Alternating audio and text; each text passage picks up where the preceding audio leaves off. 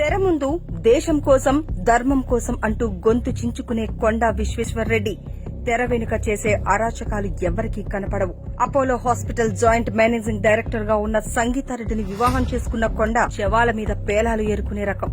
భార్యతో కలిసి అపోలో ఆసుపత్రుల్లో కాసుల వేట సాగిస్తున్నాడు. హైదరాబాద్ జూబ్లీ హిల్స్ అపోలో ఆసుపత్రి వద్ద ఉద్రిక్తత నెలకొంది. నాగరాజు చికిత్స పొందుతూ మరణించాడు. అపోలో ఆసుపత్రి వైద్యుల నిర్లక్ష్యం వల్లే నాగరాజు మృతి చెందాడని బంధువులు ఆందోళనకు దిగారు. కరోనా క్లిష్ట సమయంలోనూ కోవిడ్ బాధితులతో వికృత క్రీడ ఆడారు. మానవత్వాన్ని మంటగలిపి మనీ కోసం మనుషుల ప్రాణాలను తృణప్రాయంగా లెక్కగట్టారు. హైదరాబాద్ జూబ్లీ హిల్స్ అపోలో హాస్పిటల్లో కరోనా నెగిటివ్ ఉన్న మహిళకు పాజిటివ్ గా రిపోర్ట్ ఇవ్వడం విమర్శలకు దారితీస్తోంది. వీరమణికి షుగర్ ఉండటంతో ఈ నెల 19న జూబ్లీ హిల్స్ అపోలోకు వెళ్లింది. ముందుగా కరోనా పరీక్షలు చేయాలంటూ శాంపిల్ తీసుకున్నారు.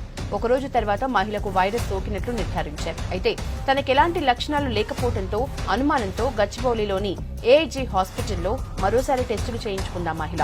అక్కడ ఆమెకు నెగిటివ్ రిపోర్ట్ రావడంతో అపోలో సిబ్బందిపై ఆగ్రహం వ్యక్తం చేసింది.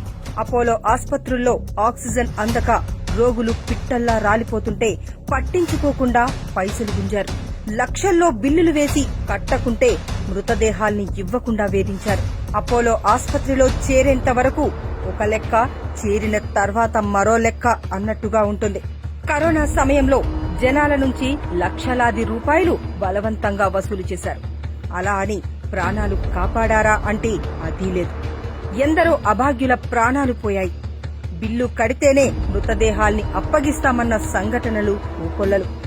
ఈ దారుణాలన్నింటినీ చేవెళ్ల బీజేపీ ఎంపీ అభ్యర్థి కొండా విశ్వేశ్వర్రెడ్డి తెర వెనుక ఉండి నడిపించారు.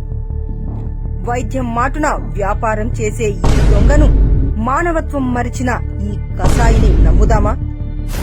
చేవెళ్లలో ఎంపీగా గెలిపించి పార్లమెంటుకు పంపుదామా? ఆలోచించండి. ఇలాంటి కార్పొరేట్ దొంగల్ని నమ్మకండి.